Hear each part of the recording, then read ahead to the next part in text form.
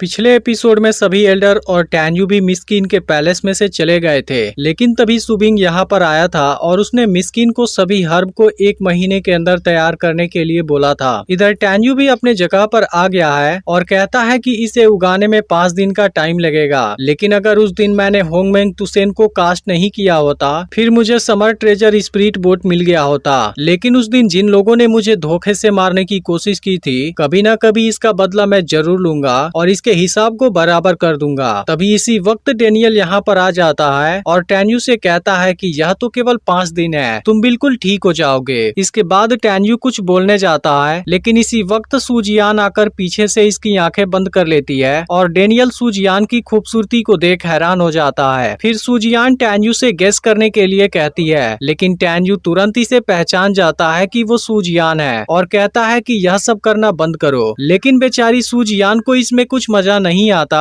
और वो थोड़ी सी नाराज हो जाती है। फिर टैन्यू सूजियान से यहाँ आने की वजह पूछता है। तब सूजियान पूछती है कि तुम कैसे पहचान गए कि ये मैं हूँ। यह सुनकर टैन्यू कहता है, मुझे तुम्हारे सेंट से पता चल गया। लेकिन अब सूजियान इस पर नाराज होने लगती है क्योंकि उसने अभी अभी सेंट पाउडर का यूज किया था, इसलिए वो पूछती है कि आखिर तुम कैसे पहचान गए, जबकि तुमने तो इसे पहले कभी नहीं देखा था। तब टैन्यू कहता है, इसके अलावा मैं कुछ नहीं कह सकता। इस पर सूजियान कहने लगती है, क्या तुम इसे सच में नहीं कह सकते? मैं यहाँ चुपके से आई हूँ और तुम्हें लेटर देने के बाद मुझे वापस भी जाना है, नहीं तो इसके बारे में मेरे मास्टर को पता चल जाएगा, जो मैं कभी भी नहीं चाहती। यह सुनकर टैन्यू इसे बताने के लिए राजी हो जाता है और कहता है कि जब अभी अभी तुमने पीछे खड़ा होकर मेरा आंख बंद किया था, उसके दौरान मेरा बैग टच हुआ था और तुम्हें तो पता ही है हमारा ग्रूमिंग कभी भी नहीं भूल सकता, इसलिए इस बात से मुझे पता चल गया कि वो तुम ही हो। वहीं बेचारा डेनियल चुपचाप देख रहा था और अब सूजियान भी टैन्यू पर थोड़ी सी नाराज हो जाती है और लेटर देने के बाद कहती है कि मैं मेंगई से इस बारे में बताऊंगी। यह सुनकर टैन्यू कहता है, पहले मुझे बोलने तो दो, कहीं तुम वापस जाकर तुम किसी को कंफ्यूज मत कर देना। फिर टैन्यू को याद आता है कि इसने सूजियान के लिए बेस्ट ऑरा स्प्लैश खरीदने के लिए कहा था। तब सूजियान कहती है कि मेरे मास्टर ने इसे पहले ही खरीद कर दे दिया है, लेकिन अब मेरी सिस्टर मेंगई इस बात का बदला जरूर लेगी। फिर वो अपना फ्लाइंग स्वॉर्ड बाहर निकालती है और यहाँ से जाने लगती है। फिर टैन्यू इसे रोकने की कोशिश करता है और कहता है कि तुम्हारे लिए मेरे पास में सोल फिस्ट है जो मेंगई और सियाओ को देना है। तब सूजियान कहती है कि जब तुम उनसे मिलना तब उनको दे देना। इतना कहने के बाद वो यहाँ से चली जाती है और बेचारा टैन्यू देखता रह जाता है। तभी डेनियल टैन्यू से कहने लगता है कि वो लड़की बहुत सुंदर है, क्या तुम मुझे अपना छोटा भाई समझकर उससे नहीं मिला सकते? इस पर टैन्यू कहता है कि वो गोल्डन बोर्ड 5 सोल के चीफ एक लिन जाई की स्टूडेंट है, क्या तुम्हारे पास में उसके जैसी एबिलिटी है? यह सुनकर डेनियल हैरान हो जाता है। फिर टैन्यू कहता है कि मुझे तुमसे एक बात पूछनी थी। इसके बाद वो पूछता है, क्या हमारे डेनमार्क ने भी time and space magic weapon लिया है ताकि वहाँ पर हमारे स्टूडेंट जाकर प्रैक्टिस कर सकें? तब डेनियल कहता है कि हमारे एक्रोबैटिक स्टूडेंट के लिए हाँ भी है और नहीं भी। तब टैन्यू इसके बारे में पूछता है। फिर डेनियल बताता है कि हमारे कैंगलिंग इमोर्टल माउंटेन के नॉर्थ में 10,000 माइल के बाद हमारे स्टूडेंट के कल्टीवेशन के लिए एक बहुत बड़ी जगह है जिसके अंदर हजारों वर्ल्ड स्पेस पगोड़ा है, लेकिन वहाँ के एक बिल्डिंग में केवल एक आदमी ही एंटर कर सकता है और उसके अंदर के 1 दिन की कल्टीवेशन बाहर के 3 दिन के कल्टीवेशन के बराबर होगी। इस पर टैन्यू कहता है, केवल 3 दिन? तब डेनियल कहता है कि तुम केवल इसी बात पर ध्यान मत दो क्योंकि वहाँ 1 दिन एंटर करने के लिए 5 मिलियन स्नैक्स देने पड़ेंगे, इसलिए अल्केमी स्टूडेंट तो अल्केमी बेचकर इसकी व्यवस्था कर लेते हैं, लेकिन हमारे एक्रोबेटिक स्टूडेंट का कुछ नहीं हो पाता। तब टैन्यू पूछता है कि वहाँ पर हाई लेवल वाले टाइम एंड स्पेस पगोड़ा तो जरूर होंगे। इस पर डेनियल कहता है कि वहाँ एक सुपर क्लास वाला वर्ल्ड स्पेस पगोड़ा है और ऐसा कहा जाता है कि पर्सनल स्ट्रेंथ के बेस पर केवल टॉप 200 स्टूडेंट ही वहाँ पर जा सकते हैं। लेकिन अब डेनियल को यकीन नहीं होता टैन्यू वहाँ पर जाने वाला है। तब टैन्यू कहता है कि तुम भी क्यों नहीं चलते? तब डेनियल कहता है कि तुम नहीं जानते, जाइंट यान वुचांग 12 एल्डर्स का दरवाजा है और तुमने लीजियान को भी मारा है, इसलिए कोई नहीं जानता वो इसका बदला लेने के लिए कौन सी चालाकी का यूज करेंगे। तब टैन्यू कहता है कि आते हैं तो आने दो। अब डेनियल भी समझ जाता है टैन्यू वहाँ बिना गए नहीं मानेगा, इसलिए वो इसे केयरफुल रहने के लिए बोलकर यहाँ से चला जाता है। फिर टैन्यू सोच में पड़ जाता है कि मेंगई ने मुझे 2 लेटर क्यों भेजा, जबकि वो अपनी बात 1 लेटर में भी कर सकती थी। फिर टैन्यू एक जगह पर बैठ जाता है और पहले वाले लेटर को ओपन करता है जिसमें मेंगई ने ने लिखा था, जब तुम कभी घर वापस जाओ और दिल टूटा हुआ हो तो तुम्हें और ज्यादा दुखी नहीं होना चाहिए, और मैं भी तुम्हें काफी मिस करती हूँ। लेकिन टैन्यू इसके बारे में ज्यादा कुछ नहीं समझ पाता।